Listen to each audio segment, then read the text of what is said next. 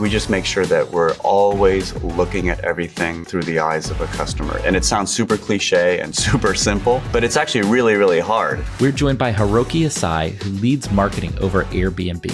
And he's taken us behind the scenes. What's the Airbnb creative process like? How do you lead and organize and manage teams to get amazing design and product releases done? How do you actually come up and bring ideas like the iconic Barbie house or the Purple Rain house to life? And then how do you actually just operate teams so that they can be both really creative and really fast? We're breaking that all down today. Let's get to today's show.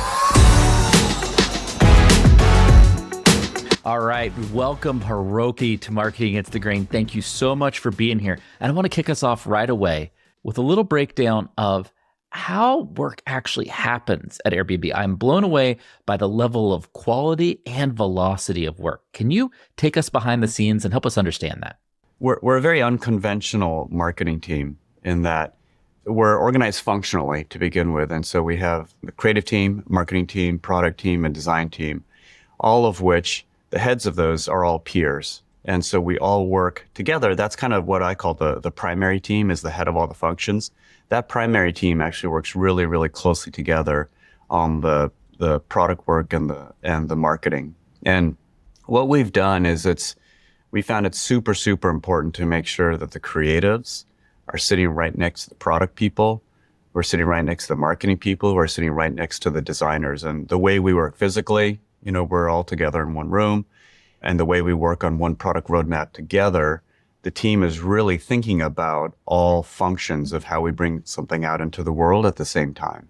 And it sounds like one of the reason you do that, because we just talked about this off mic, where you were talking about how Airbnb has kind of different spaces for the way teams collaborate. But one of the things I kind of picked up on is, you actually print out the designs, put them on the wall, and try to experience it like a customer. And in a lot of organizations, what happens is there's separation between functions. And so your customer experience is more a representation of how your team is structured. Like you kind of ship your team org versus shipping a great customer experience. Could you maybe talk about that? Is is that at the heart of the why you work that way? Is because you're really customer obsessed and what it means to be thinking about the customer experience in that way? Yeah, that's exactly why we do it. The way we think about it is a lot of our teams touch different parts of the marketing and the product, but the reality is that there's one person, the customer at the end of it, that has to, be an audience to the marketing, be an audience to the digital work, show up at the site, book something, go through it. And that experience end to end needs to feel like it's coming from one person, from one voice, And the tighter it is and the more cohesive that experience feels, the more the customer, I think, actually remembers it and the more resonant it is for that person, And also too, it's very easy, I think, when you're in a big company or an organization, just to start to think more and more narrowly about your fiefdom, your team, and the success of your team. And I think it's really natural to, if you lead a team, to start to look out for the benefit of that team and make sure that team is really, busy and doing all the work. And you start to forget that the person that's on the other end of all that work, the product and the marketing, they don't experience you in silos. They experience you and your company across the entire gamut, right?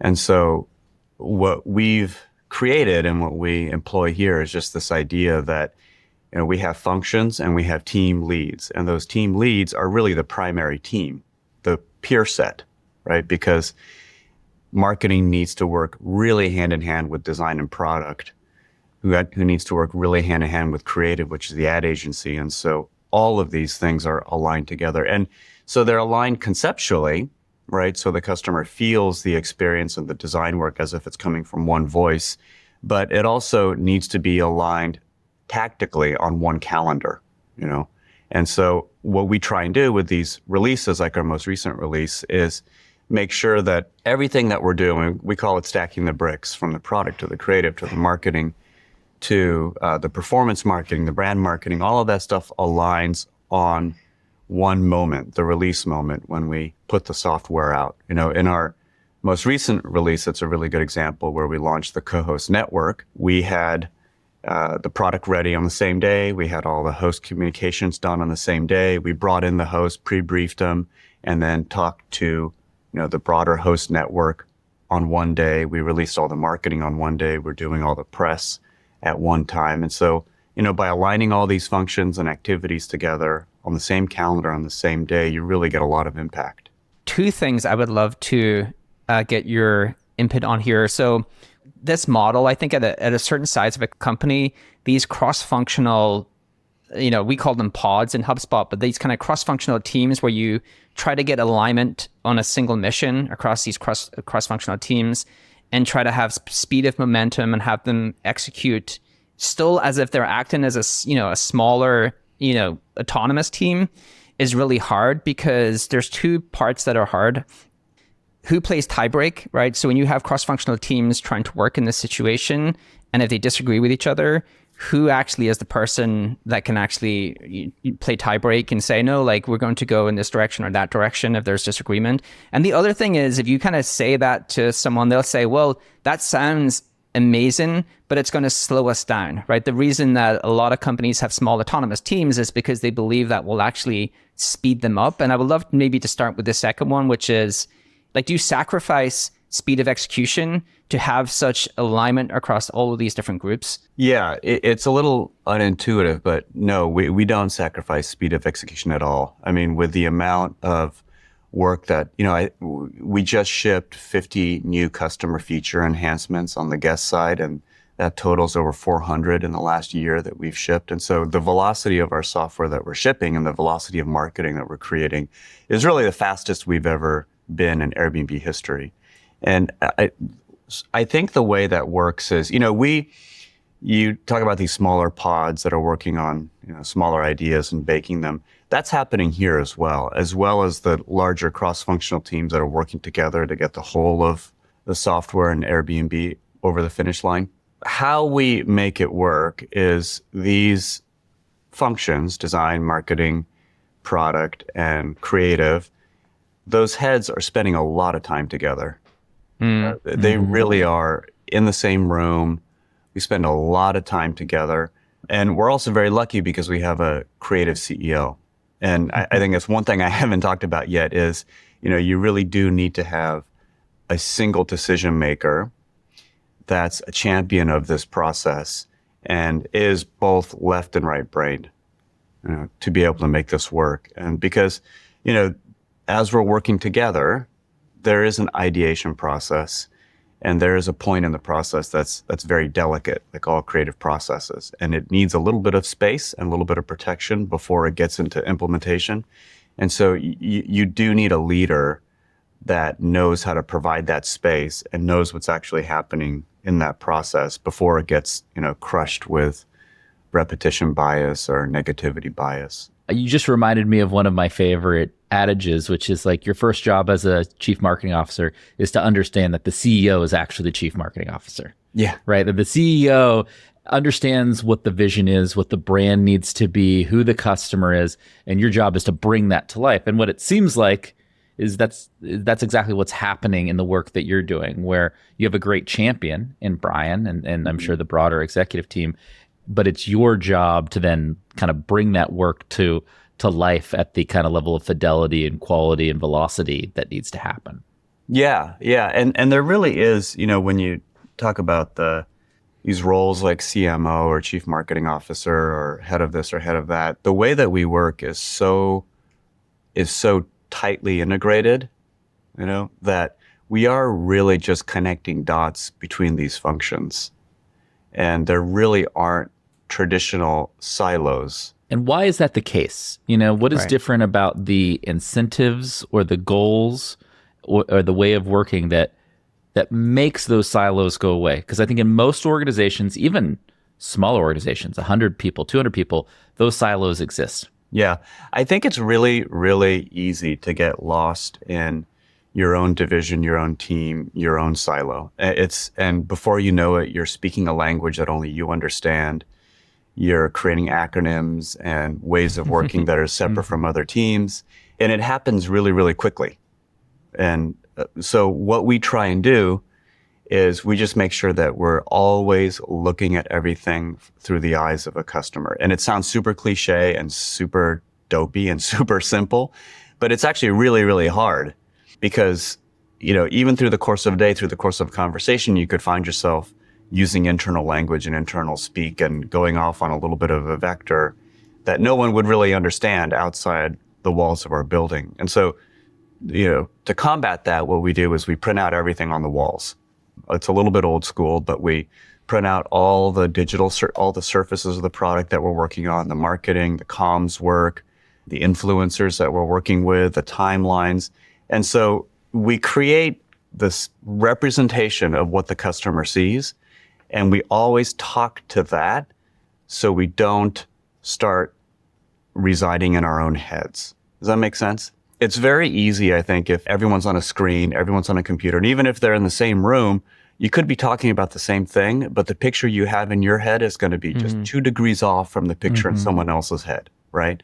And those 2 degrees make a big difference when you get further down the project or further down the campaign or further down the initiative. And so it's really important just to have something physical. It sounds really dopey and naive, but it's really, really important to have a picture and a visual of exactly what we're talking about, and a common language in customer words, exactly what we're talking about.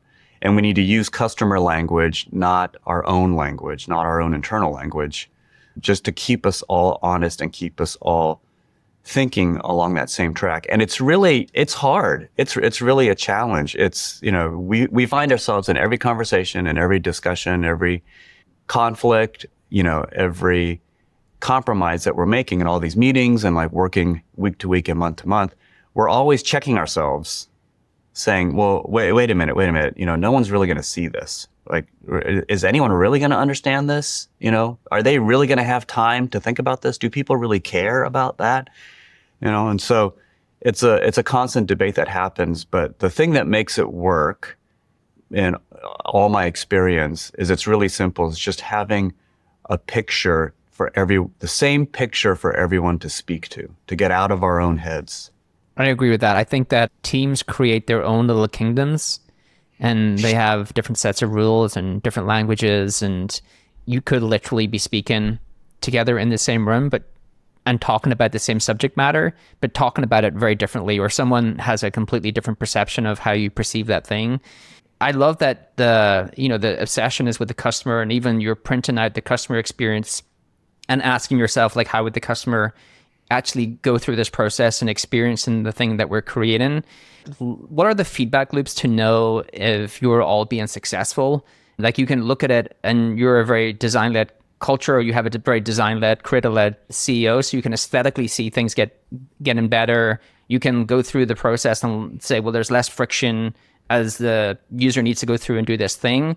But what are the kind of feedback loops for that team to know that the things that we are doing are being successful for the company, being successful for the customer? We have all the same feedback loops that you would expect. We monitor how people are going through the funnel, who's coming in, who's coming out, what the fall off points are, what the conversion looks like, what the sentiment is before they come, what the social chatter is before they come. So, when it comes to the analytics of measuring all of that from before they arrive to when they book, and when they book the next time, and what happens between the moments that they book, we track all of that. And all of that is shared, equally through all the teams, as well as all of the customer, country, kind of qualitative insights that we're gathering at the same time. So we're very good about gathering all that information, tracking exactly what's happening with our customers and with what we call the supply side, which is the homes and the hosts, and what's happening through all the different funnels.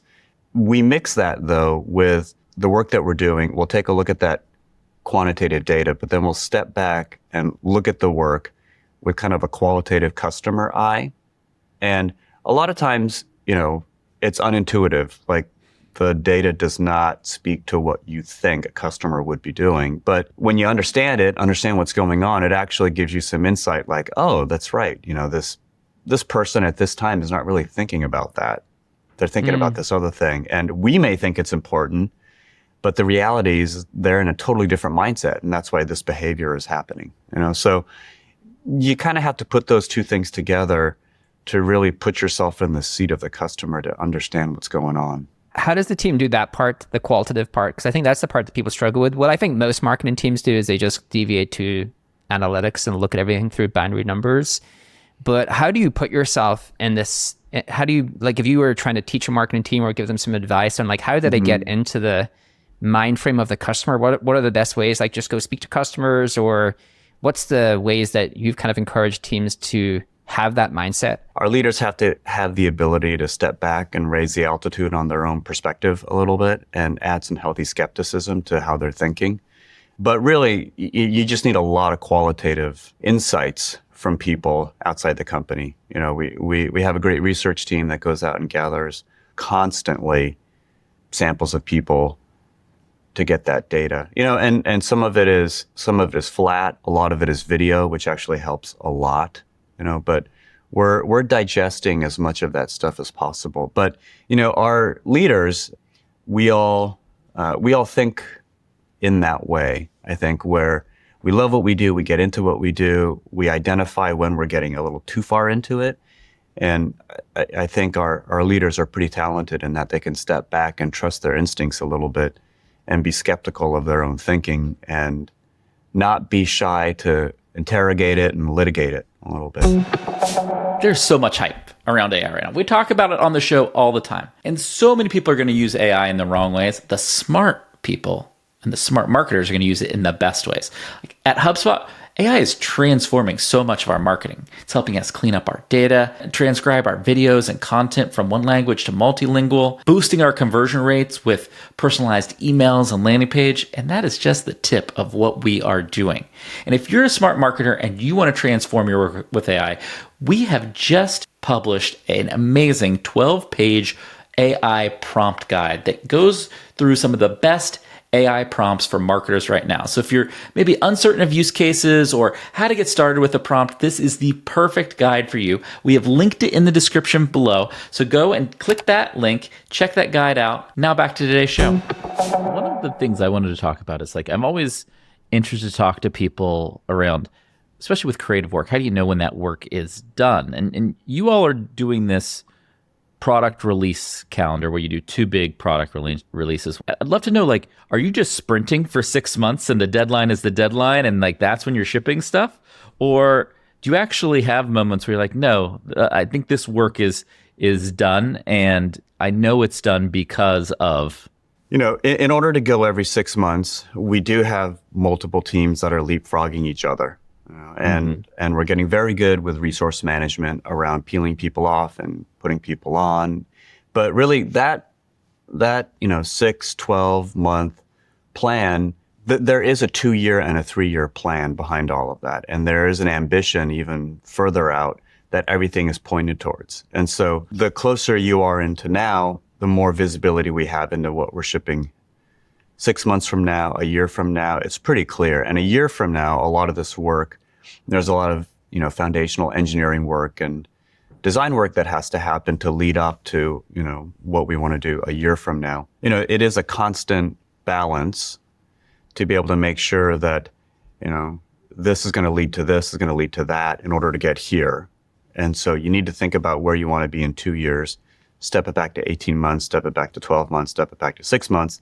And what foundations do you need to build there? Not only in like the product and the engineering and the design work, but also how do we take our audiences on a journey, lily pad to lily pad to lily pad, to take them on that journey, 2 years from now. Now, that's all happening. And you can imagine you have to leapfrog teams to make that happen every 6 months. In addition, there are teams that are thinking about the everyday, the performance of the everyday. And they're looking at the performance of every piece of the funnel and every page as it's happening every day, and tuning and tweaking and doing the marketing to support that as well, the performance marketing. So there's, we're working at different altitudes simultaneously. And then at the higher altitude work, we're leapfrogging to get to a much further vision. I think one of the mistakes a lot of teams make is they have the same people who do the everyday work to also do the long-term kind of campaign work, and there's too much overlap. And then the short-term always takes precedent over the long-term, and you never kind of make that long-term progress. And it seems like you're saying you kind of really need those teams staggered. Even if you have a really small team, you still have to find a way to stagger the work and make sure that the long-term campaign work actually gets done. Right. And, you really have to be well coordinated, and those teams really have to be integrated, because you don't want to start doing a bunch of short-term optimizations on something that's ultimately going to get redesigned 6 months from now, right? And so you have to make sure those things are balanced and have the priority conversations of what's more important, and then really be able to say, in order to get to where we want to be, what's more important? Should we just accelerate getting this piece of it done, or do we want to continue to optimize it, put off that piece until we do another piece? So it's this constant juggling. And then at the same time, the marketing teams need to be coordinated with that process as well, because they need to know that they're taking the customer on a journey, lily pad by lily pad to lily pad, to get them to think about, a different offering or a different way that we're talking about something. And so they need to really understand the progress of our software and where that's going. Talking of campaigns, we would love to talk about one of our favorite campaigns. I think we did an entire episode on it, a podcast episode on it, which was the Barbie house, which you did as part of the movie release. And I think it's become part of your, you have an entire category called icons.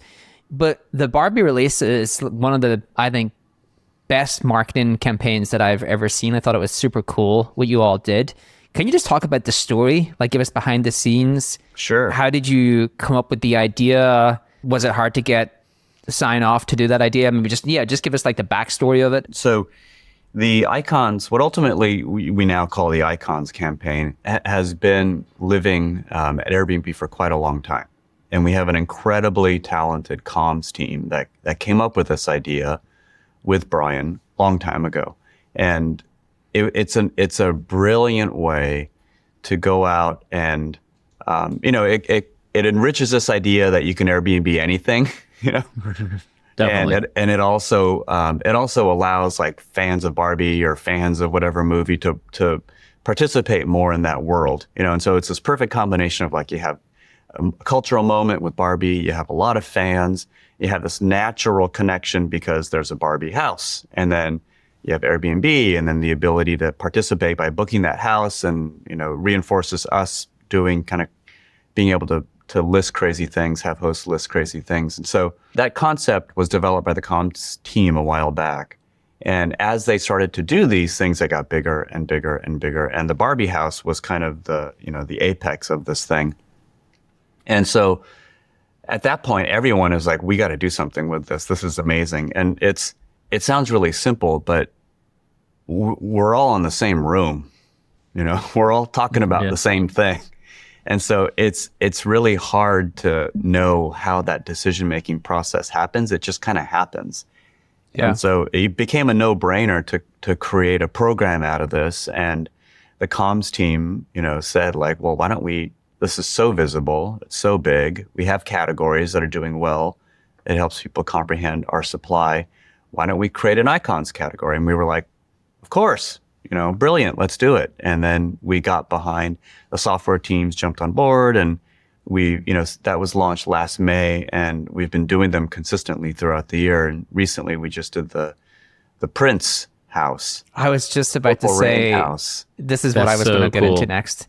Which was, that really struck a chord. That really struck a chord with people. It was really exciting. But I'm sure you're asking, like, how do you measure it? How do you know it's successful? And the way, we look at it is it brings a tremendous amount of visitors to the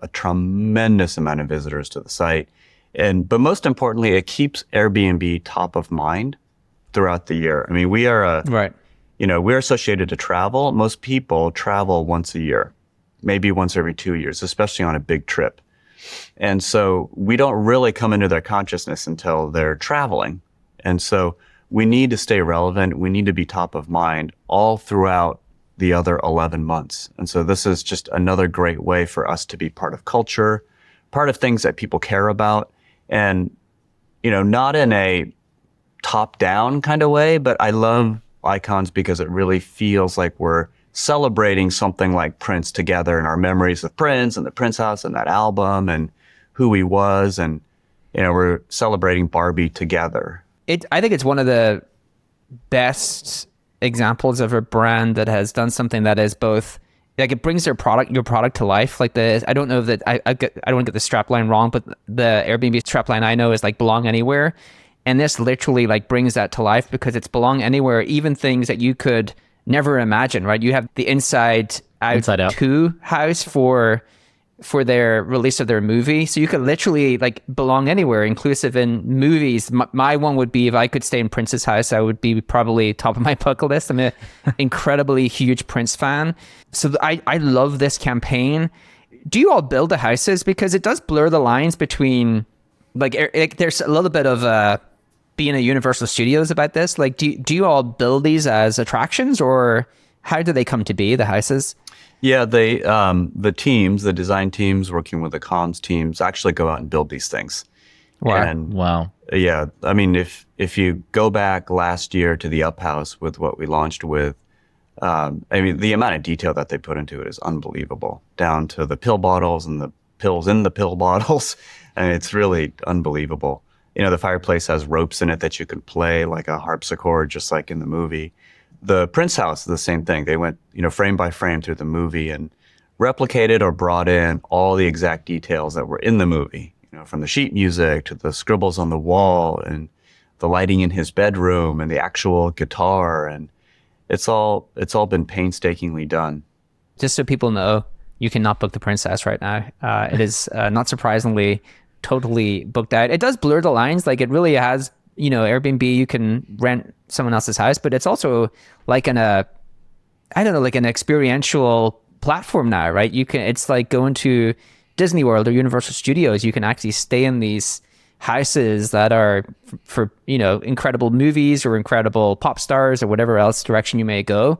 It's such a clever way of bringing the brand of Airbnb to life. Yeah, because at the end of the day, Airbnb is really about connection. It's about human connection, right. And it's about people connecting together, or you connecting with ideas, or you connecting with and celebrating iconic films and moments like the Purple Rain House. And so, in the coming year, you'll be seeing a lot more from us in that world of connection. That'll be very exciting. Stuff like that's kind of crazy. It's kind of out there. It's, I think it's very hard for any marketer, regardless of the size and scale of the company, to do something new, to do something that isn't tried and true. It's like, oh, my competitors are doing this, so I'll do it. Or I know this is an industry best practice, so I'll do it. Creating a whole category of experiences to drive brand and publicity and excitement is not something that's out of, the marketer's catalog. So Hiroki, we're talking a lot about kind of the twice-a-year product launch calendar. I know you just had a big launch. Maybe break down what'd you launch? How did you get it out in the world? I'd love to kind of learn a little bit more. Your Airbnb winter release. Sure. So we're just coming off of shipping the co-host network plus 50 new consumer upgrades for our guests. Now, the co-host network is pretty unbelievable. We found that whether you're a new host, that you're just starting to host on Airbnb, or you're an existing host that wants to add more availability or more homes, we found that hosting could feel like a lot of work for people and could be intimidating. Now, we also found that there's a lot of hosts out there that don't actually have a property they're hosting. They're actually helping other hosts. And so we've created this network and a marketplace where we can connect the two. So if you're a new host, you want to get into it, but you're a little bit intimidated about the customer communication and the time it takes and all of that, or how to set it up, we can connect you with a co-host, and that co-host can handle all the customer communication. That co-host can set up your place for you. That co-host can let the guest in. And so it's almost like having a partner, and these co-hosts, they're amazing. I mean, they're some of our highest rated hosts are actually co-hosts. Some of them have properties of their own, and they're very highly rated and they're guest favorites. And so it's a way to create a community of hosts that can work together to invite more guests in. Yeah, it's really like you had a marketplace and now you're adding like a network on top of the marketplace because you realized that you needed it because you could deliver a better customer experience that way. Exactly. And the host needed it. And it's a program that we've been piloting for quite some time, and it's been really successful. And so we're super excited to roll it out. We're starting with 10 countries, 10,000 hosts. And, I'm sure it's going to get a lot of momentum and velocity and go big very quickly. So we're super excited about it. That's very cool. Congrats. How do you decide to do something new? How do you get everybody on board with doing something new? Whether it's an extension of something like Icons, which is great, but I'm sure there are things in the next year that you're doing that we don't know about yet that are going to be brand new things for Airbnb. And it's like, how do you get everybody on board that it's a good idea? Yeah, and I think that's something that we're very, very lucky with in that we have a creative CEO. We have a CEO that and founders that studied design. You know, they went to design school, and so they give us permission, and you know, our CEO gives us permission and gives us the space for that kind of ideation to happen and those kinds of ideas to percolate. And he is also, you know, not afraid of risk in these situations and just wants to do something that's great and wants to do something that we all enjoy and love doing. Now, we also need to be responsible and we need to do it right and we need to make sure that it's healthy for the business, which we definitely do. But we're just lucky in that we have a creative culture and a company that's equally right-brained and left-brained. And that culture and that environment, you know, gives the creatives the space. And when I mean creatives, I don't think it's not just designers and, you know, art directors and advertising creatives. It's actually our comms people are very creative. Our product people are incredibly creative. Our marketers are incredibly creative. But it gives them the space and the permission to ask these kinds of questions and do these kinds of what ifs and come up with these ideas and then really interrogate them and just make sure that they work. And then he is also not afraid of risk and will give it a shot. Quick follow-up to that. I think people are always interested in the creative process. Like, do you all have a set creative process that everybody follows? Or are you more decentralized in like, hey, we know the big tentpole things we're working on, and we let people kind of run their own individual creative processes on the route to getting there? Like, how do you think about that? We know when we're working on something, whether it's a piece of marketing, a piece of design work, we all acknowledge and we all know that there's this creative process and there is this delicate moment of ideation, right? And I think the thing that we do really well is we protect that ideation. And we know that, you know, creatives can't run unconstrained. So they need to understand what the constraints are. They need to understand what the budget is. They need to understand what the timing, the framework, the goal, the problem is that we're trying to solve. But then you need to give them some space and you need to extract as much kind of pattern bias and negativity bias as possible for a fixed amount of time to make sure that those ideas can flourish and those ideas can grow. And we're just really lucky in that the people that we've hired, even though they aren't creatives, understand that process and understand where the creative thinking is at and understand how to nurture it and grow it versus shut it down. And so I guess the answer to your question is it is kind of built into the leadership here. And I think people intuitively know where we're at and people intuitively know when to ask questions and when things are still percolating and not to push too hard on it. Talking about Brian, like he's a very, you know, he's talked about the fact that he's a very design-led CEO. I'm sure there are like pros and cons for a CMO working with a CEO like that. I'm probably oversimplifying it and it may sound a little naive, but the way we work here together is really just like a team. You know, I don't have a title. I'm just Hiroki. It's Judd or Teo or Scott, Eric, Nancy, Brian, and we're in a room and we just talk through what we have to do. You know, we know what our functions are. We know what we're responsible for. We are very clear on what each of us are accountable for, and we're very clear on what the other person is accountable for.